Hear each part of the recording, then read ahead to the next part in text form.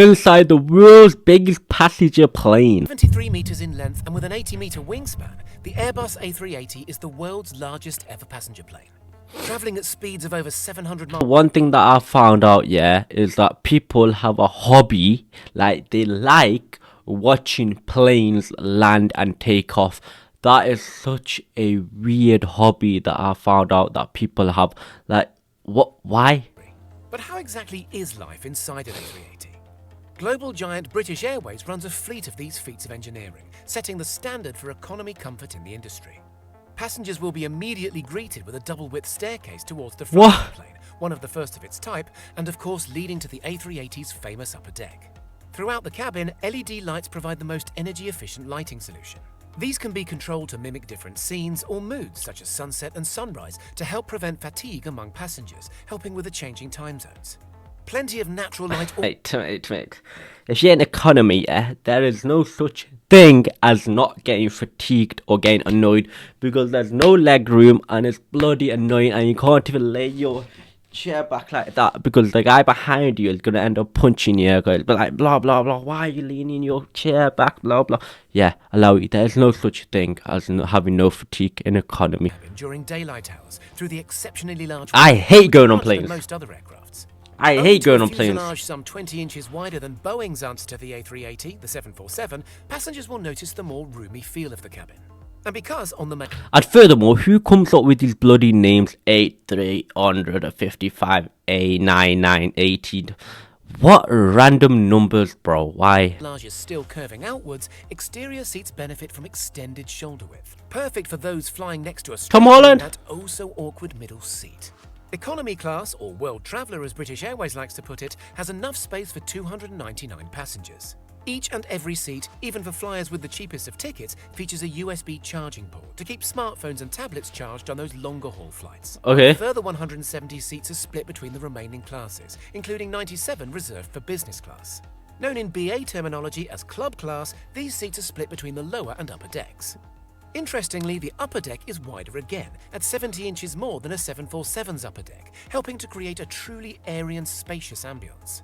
Up here, 55 World Traveller Plus seats make use of the extra space, as well as a larger screen and 2 USB ports. To you and I, this is premium economy.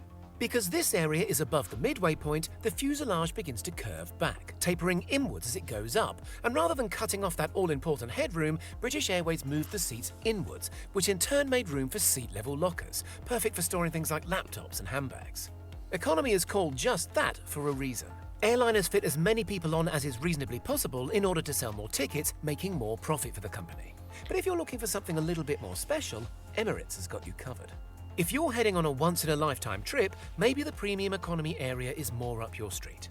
When it comes to Emirates, all seats, apart from economy, are finished in a luxurious... The one thing that I clocked on, yeah, was basically, if you're going to fly out, if you're going to go on holiday, I'm talking like if the flight is like 8-9 hours, yeah, and you try book like an economy, yeah, you don't want to book an economy because the economy is going to be shit because you're going to be on the plane for 8-9 bloody hours. So you're thinking, okay, you know what?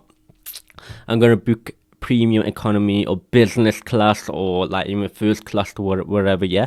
But then again, you look at the prices for them, it's like 4 or 5 grand. Then I'm thinking, you know what?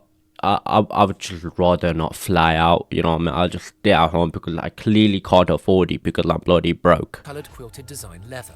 In fact, premium economy seats even boast retractable leg rests that emerge from under the seat to help passengers fall asleep more easily. That's sick. In fact, a general cream and polished wood theme continues throughout the entire cabin, striking the perfect balance between luxury and opulence and a clean and open design language.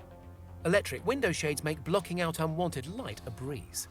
Spend a few hundred more, though, and you're in for a treat. A waterfall sits at the top of the staircase, recessed into the wall like a piece of modern art. Yes, you heard that right.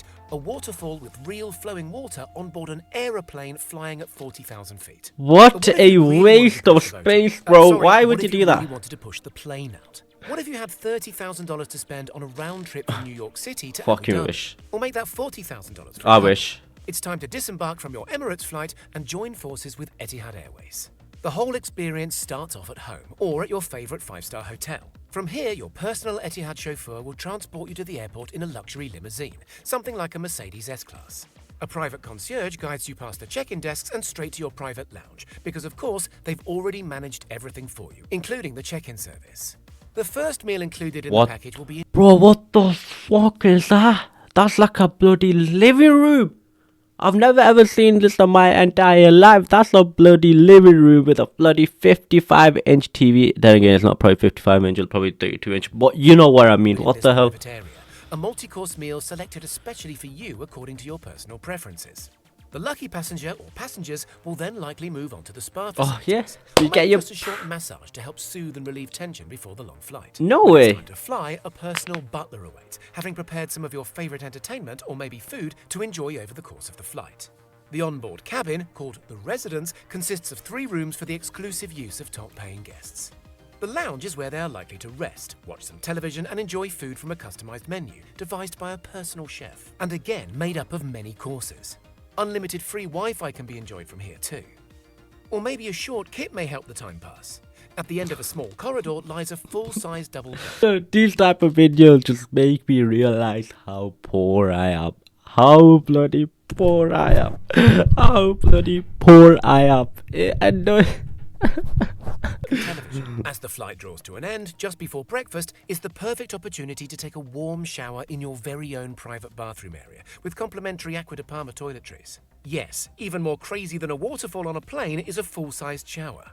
It's a real shame then that the flight isn't longer, as there are so many facilities on board to explore and so many opportunities to enjoy good food and drink. Helping to create this exceptional level of service for all passengers is a team of 22 cabin crew, who, on long-haul flights, work in rotation so that they can have rest, just like you and I.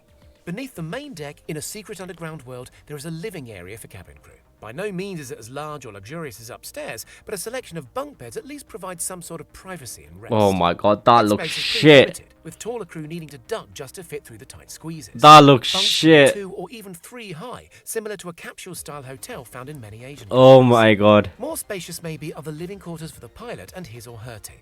A standalone room just off the main cockpit, they can enjoy more headspace and larger beds. They too can enjoy the in-flight entertainment, just like the other Oh my god, passengers. that's so Pilots cramped. of the A380 really do deserve that rest too.